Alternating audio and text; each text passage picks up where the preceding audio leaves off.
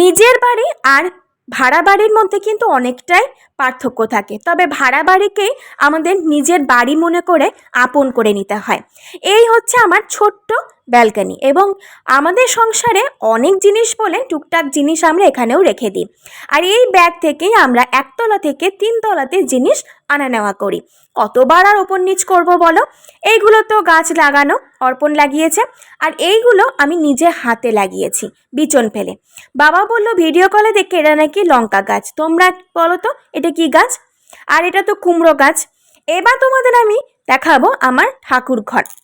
এই ঠাকুর ঘর আমার একটা কি দুটো ছবি নিয়ে শুরু হয়েছিল, তারপরে একটু একটু করে এতগুলো ঠাকুর হয়েছে।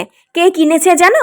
আমার বর, যাকে নাকি সবাই বলতো নাস্তিক, মানে ঠাকুর একদমই বিশ্বাস করে না, ঠাকুর মন্দিরে যায় না, পুজো করে না। তাই যারা বলেছে তারা হয়তো এখন কপালে চোখ তুলে হাঁ করে তাকিয়ে থাকে যখন অর্পণ নিজের হাতে ঠাকুর পুজো করে, নিজের হাতে ঠাকুর কিনে নিয়ে এসেছে, নিজে ঠাকুরের ফুল তোলে, ঠাকুরের সমস্ত যাবতীয় কাজকর্ম কিন্তু অর্পণ নিজে একা হাতে করে। তাই বলবো তাদেরকে যে প্লিজ তোমরা এই সমস্ত ভুলভাল কথা বলো না।